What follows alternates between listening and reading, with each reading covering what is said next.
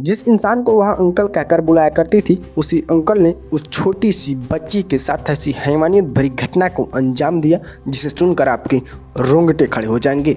जी हाँ, इन दिनों इस सोशल मीडिया प्लेटफॉर्म पर बहुत ही ट्रेंड कर रहा है। हर जगह बस उसी छोटी प्यारी बच्ची की चर्चाएं उठ रही हैं कि आखिर ऐसी हैवानियत भरी घटना को अंजाम दिया किसने। तो आइए घटना की पूरी जानकारी आपको शुरू से अंत तक बताते हैं। बने रहिए कहानी के लास्ट तक। दोस्तों, दरअसल यह सच्ची घटना जालंधर के पारस स्टेट के अंदर एक बहुत ही सुखमय परिवार रहा करता था। उस परिवार की सबसे प्यारी बच्ची प्रवलीन कौर थी। जो प्रवलीन कौर नाम की लड़की थी, वह बहुत ही खुशमिजाज टाइप की लड़की थी। वह जब भी किसी को देखती थी तो खिलखिला करके हंस दिया करती थी।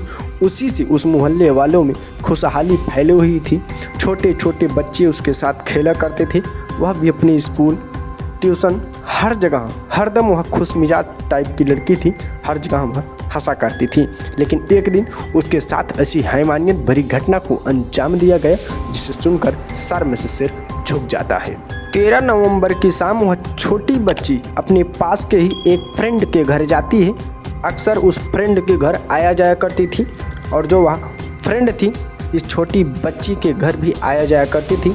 इन दोनों में इतनी गहरी दोस्ती थी कि मानो दोनों बहन से भी ज़्यादा सगी हो। लेकिन रोज की तरह यह लड़की उस फ्रेंड के घर पर पहुंचती है। जब वह लड़की घर का दरवाज़ा खटखटाती है तो घर के अंदर से उसके फ्रेंड नहीं, कोई और दरवाज़ा खोलता है। जिसके बाद यह लड़की उस घर के अंदर जाती है और फिर कभी निकलती ही नहीं।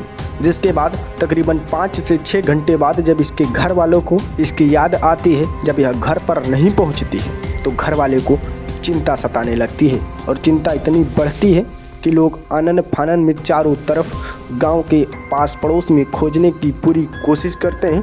और जब यह लड़की कहीं पर भी नज़र नहीं आती है तो पूरे रिश्तेदार में भी जो उसकी माँ होती है फ़ोन कर कर पूछती है कि मेरी बच्ची, मेरी बेटी आपके घर गई है क्या।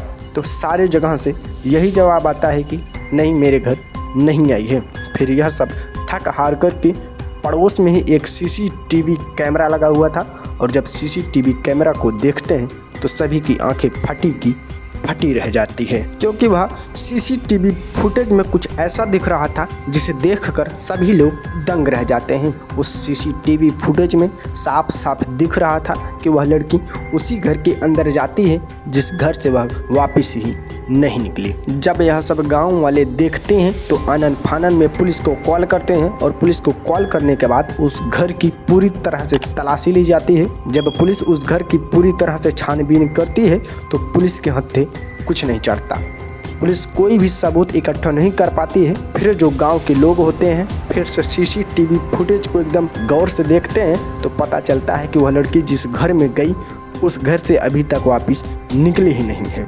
फिर गांव वाले जबरन उस घर में घुसते हैं और घुसने के बाद जब पूरे घर को छानबीन करते हैं तो वहाँ कुछ ऐसा नज़ारा दिखा जिसे देखकर सभी की आंखें फटी रह गई। जी हाँ, दरअसल उस घर के एक कोने में बाथरूम बना हुआ था। उसी बाथरूम के अंदर उस लड़की की लाश को दबाया गया था। जब गांव वाले उस लड़की की लाश को देखते हैं तो चीखने चिल्लाने लगते हैं और जब उसकी माता को यह बात पता चलती है वह भी फूट कर रोने लगती है। फिर क्या था, उस लड़की को बाहर निकाला जाता है और जब उसका चेहरा देखते हैं दोस्तों, उसके चेहरे पर मारने पीटने के निशान थे। उसके शरीर पर भी कई जगह पर कट लगे हुए थे और जब पोस्टमार्टम करवाया जाता है उस लड़की का तो साफ साफ दिखता है कि उस लड़की के साथ दरिंदगी की गई है। उसके साथ बहुत ही ज़्यादा गलत काम किया गया है। यह कोई और नहीं, उसी के सहेली का पिता हरमिंदर सिंह ने किया था। अब आप सोचिए, उस हैवान को इतनी शर्म नहीं आई कि अपनी बेटी के सामान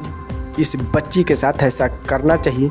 एक बार सोच तो लेता वह किसके साथ यह गलत काम कर रहा है। जिसने सुना सभी का एक ही कहना है कि इस हरमिंदर सिंह को जीने का कोई अधिकार नहीं है, इसे सिर्फ फांसी दो। आए दिन कहीं न कहीं ऐसी घटनाएं होती रहती हैं और जो कातिल होता है वह सालों साल जेल के अंदर हंसता खिलखिलाता जीता रहता है। अगर आप मेरी बात से सहमत हैं तो मैं आप सभी को कुछ कहना चाहता हूँ। मेरी एक ही राय है कि अगर कोई भी इंसान गलत काम करता है, अगर ऐसी दरिंदगी भरी घटना को अंजाम देता है तो उसे सीधे 15 से 20 दिन के अंदर ही फांसी हो जानी चाहिए। अगर आप मेरी इस बात से सहमत हैं तो कमेंट में ज़रूर बताइएगा। दोस्तों, यह थी आज की सच्ची घटना।